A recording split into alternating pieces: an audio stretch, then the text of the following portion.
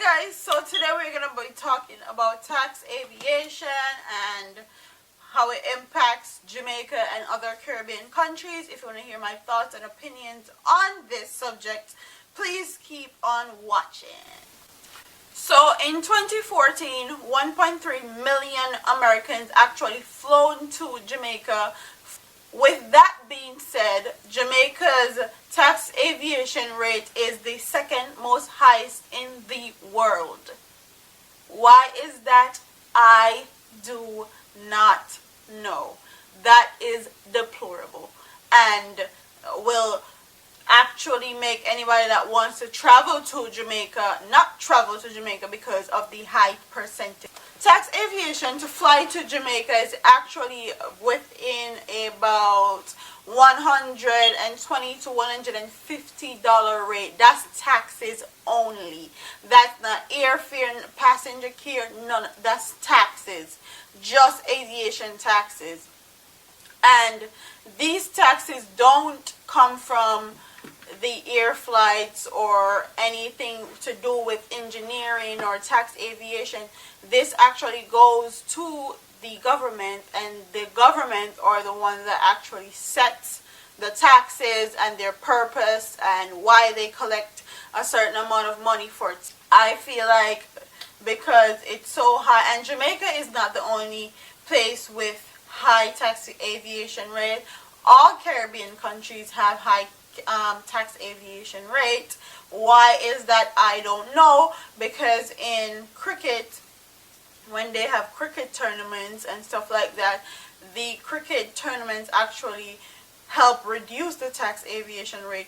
And during cricket tournaments, the Caribbean countries actually agree on the reduction of tax aviation rates and stuff like that, because cricket is a big part of our Caribbean culture, West Indian culture actually. So as soon as the cricket tournament goes, the tax aviation rate and taxes go skyrocketing again. And I feel like if it can be reduced during cricket matches and cricket tournaments for the betterment of the West Indies and all that, I feel like it can be reduced for people that want to visit Jamaica, whether they're tourists or people that living abroad that want to spend more time in Jamaica, that want to go home more frequently. I feel like the government can actually do that. The reduction of tax aviation rate will be a good thing for not only Jamaica but for all Caribbean countries. Every single Caribbean country will benefit if the tax aviation rate actually is lower. So if the tax aviation rate is lower, it will cause more frequent flights, more tourists, more people to come back to Jamaica, whether they're tourists or people that's Jamaican that wants to go back home. We also have a better understanding of other Caribbean countries, because it would make tourists going from one Caribbean country to another more easier and cheaper actually. So if a person want to go on a trip, so spend a weekend in Jamaica and then spend a week in Barbados, it will actually make it more easier, more flexible, and more cost effective for that person. So not only will one country benefit, the whole Caribbean country and Caribbean islands will benefit if they lower the tax aviation rates. And also it will lower the fears, and it will also give us a better understanding of other Caribbean countries and stuff like that, and how they work, and we can be a little bit more just connected as Caribbean people is concerned, because 50% of Jamaica's GDP is made from tourism. So I don't understand why tax aviation and taxes in Jamaica is so freaking high. When you fly to Kingston, it's a $24.15 different than when you fly to Montego Bay. It's a $21.50 different. So that in itself is, I'm talking about American dollars now, that in itself is crazy. The big difference in airports. So if we can get everything on the same level, the same playing field equally, it will make people that wants to travel to Jamaica and wants to travel to the Caribbean islands a lot easier. The fares are going to be cheaper. To go to another Caribbean country is going to be cheaper. More frequent flights, more income, more employees as far as airports and flight is concerned, and there will be more income from tourists because you have a lot more tourists coming to the islands and coming to Jamaica. And with, like I said, our GDP being 50% tourists, I don't get it. I don't understand why it has to be so high. In America alone, if 1.3 million people actually went to Jamaica in 2014, imagine the amount of tax aviation fare and tax aviation taxes that the government actually made from that 1.3 million people going to Jamaica for a vacation in 2014. So I would like to know, what did that money do? What was the purpose of taking that money in the first place? Because a lot of this information is not very disclosed to regular people, and it's not disclosed because we don't ask for it to be disclosed.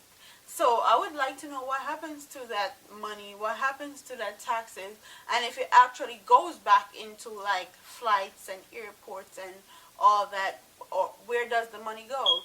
That's one of my biggest questions. And if you can leave your questions in the comment section. I'll get back to you too if you want more information. But as far as I know, I don't know where that money goes. I don't know where the tax money goes for tax aviation in Jamaica.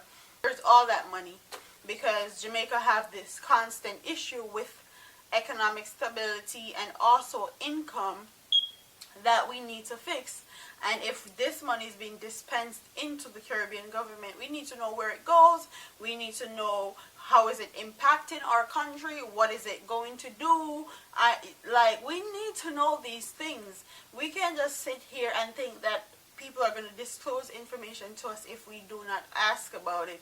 So I feel like the Caribbean people, Jamaican citizens, need to be more vigilant, need to be more in tune with their country, need to ask more questions, and also fix this issue. Because if people are traveling to your country, I don't feel the need that it should cost an arm and a leg or maybe a whole body to go to these Caribbean countries when you're spending your hard-earned money and you're going for a vacation, or whether you're getting married, whether it's for a party, whether it's for a trip. I don't feel that it should cost an arm and a leg for a person to experience our culture and experience the Caribbean way and the Caribbean lifestyle.